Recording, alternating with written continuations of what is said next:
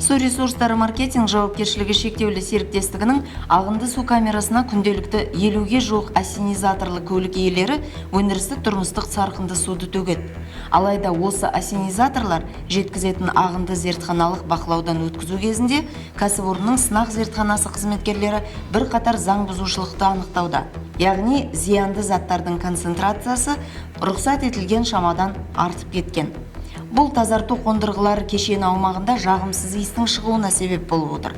Бұдан бөлек Қазақстан Республикасы ұлттық экономика министрлігінің 546-шы арнайы бұйрығында көрсетілгендей, қалалық кәріз желісіне сарқынды суды қабылдау бойынша қызмет көрсетушінің техникалық талаптарды бұзуына әкеп соғады. Қазіргі уақытта су ресурстары маркетинг жауапкершілігі шектеулі серіктестігінің әкімшілігі ас машиналардың иелерімен қосымша келісімшарт түзуге кірісті. Енді олар тасымалдайтын ағынды су қалдықтың сапасына қатысты жауапкершілігі артады деген сөз.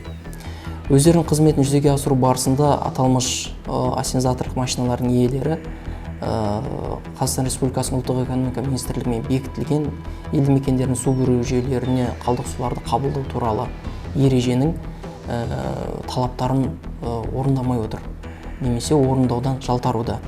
Оның ішінде шекті рұқсат етілген шоғырлану мәндері деп аталатын қағида бар, яғни шекті рұқсат етілген концентрациядан асып кететін жағдайда қалдық сулардың құрамы.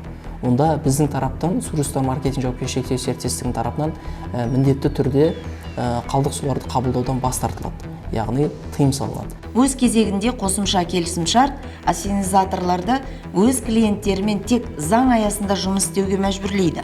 Ағынды судың қайдан әкелінгені, қалдықтың мөлшері, олардың аралық құрамы туралы деректердің дерлігі арнайы талонға енгізіледі. Осылайша су ресурстары маркетинг кәсіпорнының мамандары заң бұзушыларды анықтап, оларға тиісті шара көре алады. Осы орайда кәсіпорын әкімшілігі қала тұрғындарынан қалалық канализация желісіне қалдық ағынын төгетін ассенизаторлы машиналарға көңіл аударуды сұрайды.